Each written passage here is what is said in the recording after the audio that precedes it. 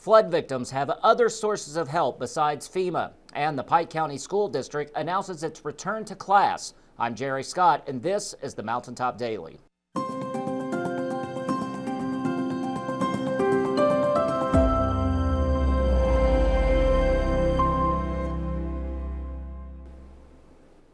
In the wake of a disaster, many people with losses first turn to their insurance company or FEMA for help rebuilding their lives. But when insurance and FEMA aren't able to cover all of the victims' losses, the Small Business Administration can offer additional help through low-interest loans, both for businesses and individuals. Sheldon spoke with the SBA today to find out more about types of help available. The Small Business Administration will now be offering low-interest loans to individual flood victims, businesses, and nonprofit organizations affected by recent storms. We offer low-interest, long-term loans to cover damage that's not covered by insurance or another source, such as FEMA. And I know when people have had a lot of damage and they're suffering and trying to get their lives back together, they don't want to think about a loan, but these loans are intended to make you whole again. They can cover your insurance deductible and any gap left from your insurance. If your insurance says they can't cover all your damage, or if you didn't have flood insurance, that's where we can step in. There's no cost to apply and no cost to decline a loan offer. So it costs you nothing to leave your options open by applying and seeing what help you might be able to get. The administration has positioned itself so that these counties will be eligible for both physical damage loans and economic injury disaster loans, with interest rates as low as 2.5%. There's no interest or payments for the first year, and after that year, the interest rate is very reasonable. It's as low as 2.56% for homeowners and renters and 4% for businesses. So in other words, to put it simply, if you have damage that's not covered by insurance, a loan from the SBA for your home, a $25,000 loan with that 2.56% interest and a 30-year term would only be about $100 a month in payments to get a $25,000 loan. That would hopefully, make you whole again and make your home livable again. Beard said homeowners and renters can apply for loans with no payment due for the first year. If you since there's no interest or payments for the first year and no prepayment penalties, so if you pay off your loan in less than a year, you not have to pay any interest at all.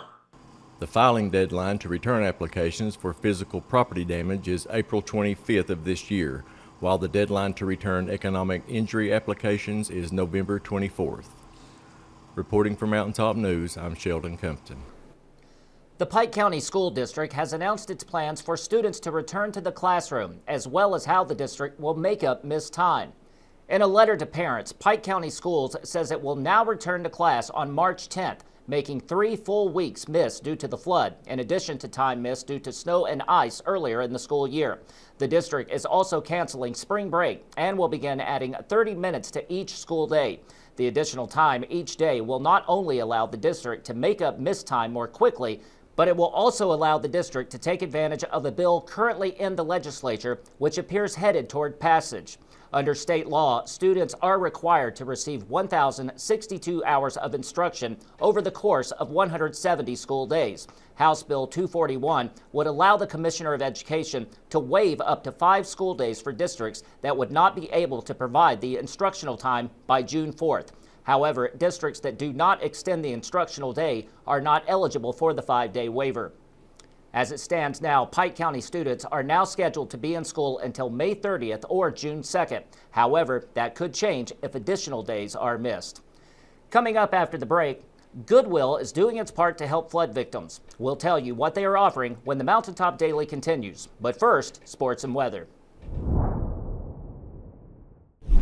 With this Mountaintop Sports Report for Friday, I'm Brittany Rowe reporting. The 15th Regional Tournament will begin on Monday at Pike County Central High School. Congratulations to the girls' basketball district champions, Johnson Central, Lawrence County, Pikeville, and Phelps. Congratulations to the boys' basketball district champions, Martin County, Betsy Lane, Pikeville, and Pike County Central. For the latest area high school and college sports news, remember to check us out at mountain-topsports.com. Reporting for Mountaintop Sports, I'm Brittany Rowe.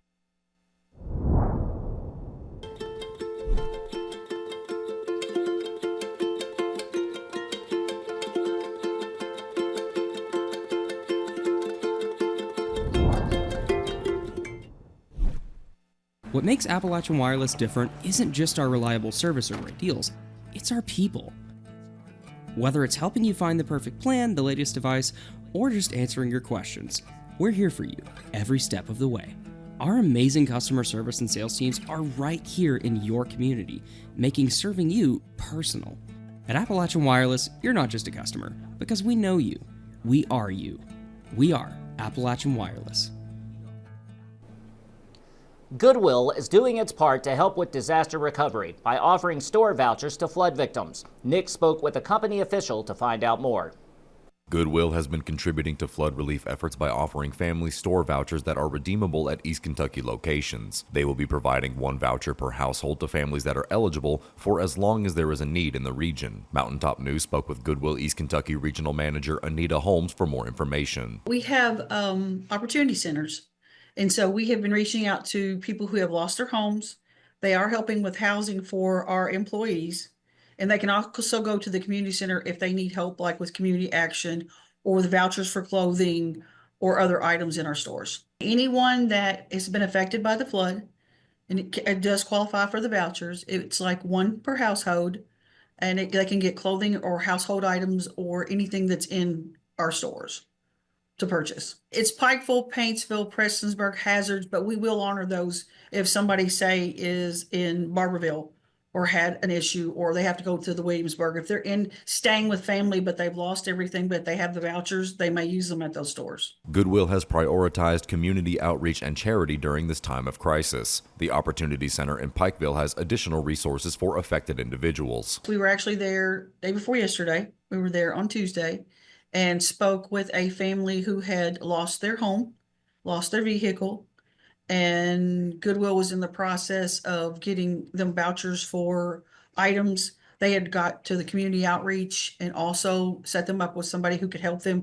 our career coaches, with making sure they had running water and a place to stay. I am very proud of what we do for our communities and our employees as well, because we, as I said, we did have employees affected by this.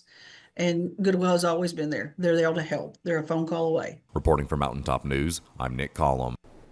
That will do it for this edition of the Mountaintop Daily. Be sure to check us out at 6 p.m. every weekday on Mountaintop TV, the Mountaintop TV app, and the Mountaintop News Facebook page. With your Mountaintop Daily, I'm Jerry Scott for Mountaintop News.